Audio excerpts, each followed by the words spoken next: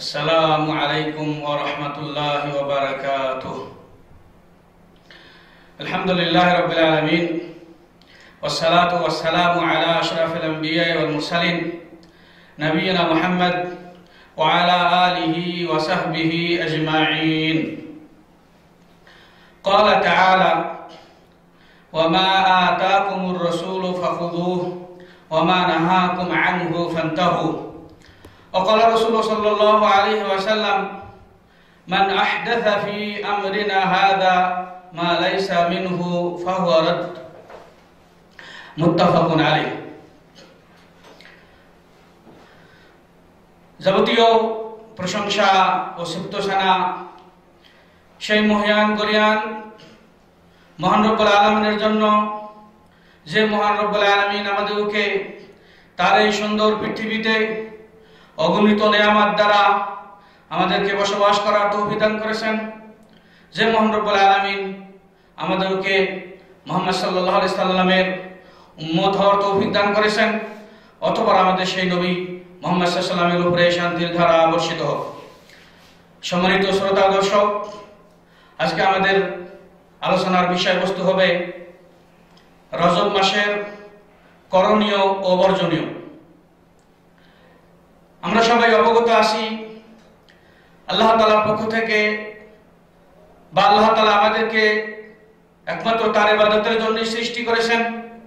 তো আল্লাহ তাআলার পক্ষ থেকে একাধিক ইবাদতের কথা কোরআন এবং হাদিসে উল্লেখ রয়েছে, কিন্তু অত্যন্ত দুঃখের বিষয়, আমরা বিভিন্ন সময় দেখতে পাই আমাদের সমাজগুলোতে আল্লাহ এবং তার রাসূলের পক্ষ থেকে যে সমস্ত ইবাদত নির্ধারিত হয়নি, সেই সমস্ত ইবাদতগুলি পালন করার ক্ষেত্রে আমরা অত্যন্ত উৎসাহী। এরই অন্তর্ভুক্ত রজব মাস প্রবেশ করত আমরা সমাজের ভেতরে দেখতে পাই কিছু কিছু মানুষ রয়েছেন, তারা রজবকে উপলক্ষ করে কিছু কিছু ইবাদত পালন করে থাকেন। আজকে আমাদের আলোচনার বিষয় হলো এই রজবের অতিরিক্ত ইবাদতগুলি যা মানুষ করে থাকে সেটি আসলেই কতটুকু শরীয়ত সিদ্ধ, বা আমরা বলতে পারি এ কারণেই যে রজবের বেদাত সমূহ। তো সম্মানিত উপস্থিতি, রজব মাসকে উপলক্ষ করিয়ে একাধিক বেদাত প্রবেশ করেছে, বা ইসলামের দুশমন, আল্লাহর দুশমন, কোরআন এবং সহিহ সুন্নাহর দুশমন, তারা বিভিন্ন ধরনের ইবাদত ইসলাম ধর্মে প্রবেশ করিয়েছে। তো এই রজব মাসে একাধিক বেদাত তারা করে থাকেন। এর ভিতরে একটি হলো সৌম রজব। রজব মাস আসলেই রজব মাসের পুরা মাস অথবা নির্ধারিত কিছু তারিখে তারা রোজা থেকে থাকেন। কিন্তু সম্মানিত ভাইরা, কোরআন এবং হাদিসের দলিলের ভিত্তিতে এমন কোনো দলিল প্রমাণযোগ্য নয় যে যার দ্বারা প্রমাণ করে যে আমরা রজব মাসের পূর্ণ রজব মাস অথবা কিছুদিন রোজা রাখতে পারি, এই ধরনের কোনো শুদ্ধ সহি দলিল পাওয়া যায় না।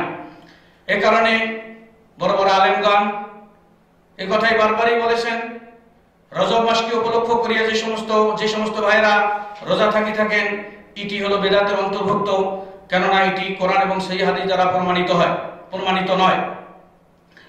হযরত ওমর রাদিয়াল্লাহু তাআলা আনহু রজব মাসে রোজা থাকতে নিষেধ করেছেন।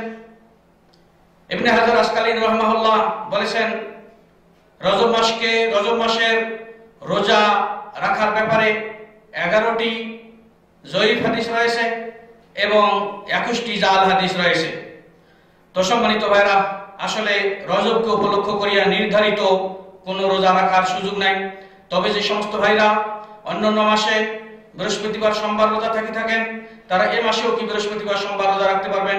যে সমস্ত ভাইয়েরা আইয়ামে বীজ অর্থাৎ 13, 14, 15 তারিখ রোজা রাখি থাকেন, তারা এই মাসেও কি রোজা রাখতে পারবেন। এই হলো একটি আপনার বেদাত যেটি সমাজে হয়ে থাকে, রজব মাসে রোজা রাখা, যেটি কি শরীয়ত সম্মত নয়। আমরা আসি দ্বিতীয় বেদাত। আমরা দেখতে পাই সমাজগুলোতে রজব মাস প্রবেশ করলেই কিছু কিছু ভাই অত্যন্ত উৎসাহের সহিত আপনার উমরা করার জন্য ব্যতিব্যস্ত হয়ে যান, কিন্তু কোরআন এবং হাদিসের দলিল প্রমাণ করবে না যে রজবকে উপলক্ষ করিয়ে রজবকে উপলক্ষ করিয়ে বা রজবের ফজিলতের কারণে উমরা করা যাবে বা আদায় করা যাবে এরকম কোনো আপনার শক্তিশালী দলিল অথবা সহি দলিল খুঁজে পাওয়া যায় না।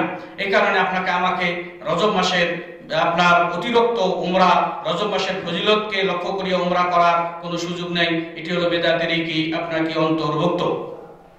আরেকটি কাজ আমরা দেখতে পাই আমাদের সমাজগুলোতে, যখন মানুষ রজব মাস প্রবেশ করলেই এবারে রজব মাসে নির্ধারিত নামাজ পড়ার চেষ্টা করেন, যেটিকে বলা হয় সালাতুর রাগায়েব। এটি রজব মাসের প্রথম সপ্তাহের প্রথম জুমায় মাগরিব এবং এশার মাঝখানে 11 রাকাত অথবা 12 রাকাত নামাজ আদায় করে থাকেন। এই ব্যাপারে যতগুলি হাদিস এসেছে সব হাদিসগুলি হলো জাল বা বানাওয়াট, ভিত্তিহীন। এর উপরে ভিত্তি করে আপনার রজব মাসের প্রথম জুমায় মাগরিব এবং এশার মাঝখানে 11 রাকাত নামাজ পড়ার কোনো সহি দলিল নেই। এ কারণে তা পরিত্যাগযোগ্য, কেননা এটি হলো বেদাতেরই অন্তর্ভুক্ত। আর আল্লাহ রাসূল সাল্লাল্লাহু আলাইহি ওয়াসাল্লাম বারবারই আমাদেরকে বেদাত থেকে সতর্ক করেছেন।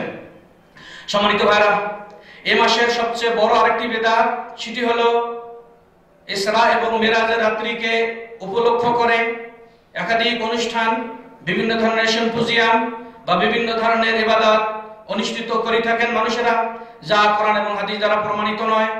তো সম্মানিত ভাইরা, আসলে ইসরা এবং মিরাজের রাত্রিকে উপলক্ষ করিয়া যে সমস্ত আপনার ইবাদত অনুষ্ঠিত হয়ে থাকে তা আপনার আদৌ কি আপনার কোরআন এবং হাদিস দ্বারা প্রমাণিত নয়।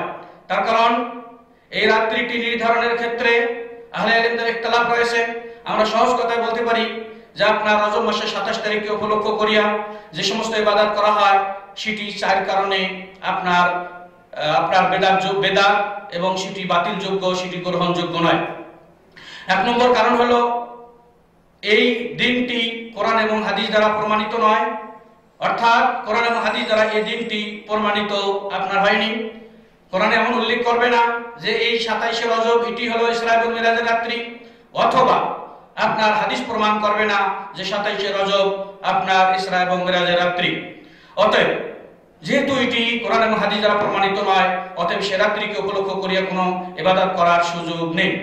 এবারে যদি আমরা বলি যে হ্যাঁ, সে রাত্রিটি জানা গেছে অথবা নির্ধারিত হয়েছে, এর পরেও সে রাত্রিতে ইবাদত করার সুযোগ নেই, এই কারণে যে নবী করিম সাল্লাল্লাহু আলাইহি সাল্লাম থেকে অথবা সাহাবী কেরাম থেকে এবং স্বর্ণযুগের আলেমদের থেকে এমন কোনো প্রমাণ নাই যে আল্লাহ রাসূল সাল্লাল্লাহু আলাইহি সাল্লাম আপনার মিরাজ, শবে মিরাজ অথবা যেটা আমরা বলি ইসরা এবং মিরাজের রাত্রি, এই রাত্রিকে উপলক্ষ করে নবী করিম সাল্লাল্লাহু আলাইহি সাল্লাম এবং সাহাবীগণ এবং পরবর্তী স্বর্ণযুগের আলেমরা আসলে কোনো নির্ধারিত ইবাদত করেননি।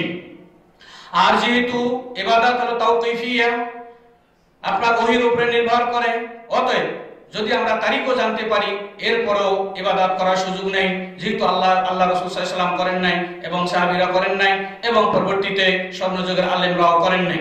আর আমরা জানি যেটি আল্লাহ রাসূল করেন নাই, সাহাবীরা করেন নাই এবং করেন নাই, এটি যদি আমি এখন সওয়াবের আশা করি থাকি তাহলে সেটি হবে বেদাতের অন্তর্ভুক্ত। অথচ আল্লাহ রাসূল সাল্লাল্লাহু আলাইহি ওয়াসাল্লাম বলেছেন, মান আহদাথা ফি আমরিনা হাযা মা লাইসা মিনহু ফাহুয়া রাদ্দুন। যে ব্যক্তি আমাদের সমাজে এমন কিছু, আমাদের এই দিনে এমন কিছু নবাবিষ্কার করে যেটি দিনের অন্তর্ভুক্ত নয়, তা হলো প্রত্যাখ্যানযোগ্য, যা কবুলযোগ্য নয়।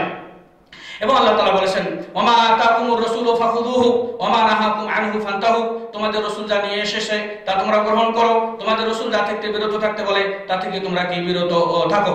সম্মানিত ভাইরা, আরেকটি কারণ হলো যেহেতু এই অনুষ্ঠানগুলি যখন অনুষ্ঠিত হয় সেখানে একাধিক হারাম কাজ সংগঠিত হয়ে থাকে, অতএব আমরা এই হারাম থেকে বিরত থাকতে হবে। এই বেদাতের সঙ্গে সঙ্গে হারামও কি অনুষ্ঠিত হয়, এই কারণে আপনাকে আমাকে আসলে পরিত্যাগ করতে হবে। তো শেষ কথা হলো, এই রজব মাসে আমাদের করণীয় হবে যত প্রকার সৎ কাজ রয়েছে কোরআন হাদিস দ্বারা প্রমাণিত তা আমরা করব, এবং যত প্রকার অসৎ কাজ রয়েছে তা আমরা বিরত থাকব, এবং রজবকে উপলক্ষ করিয়া যত প্রকার বেদাত রয়েছে তা আমরা প্রত্যাখ্যান করব।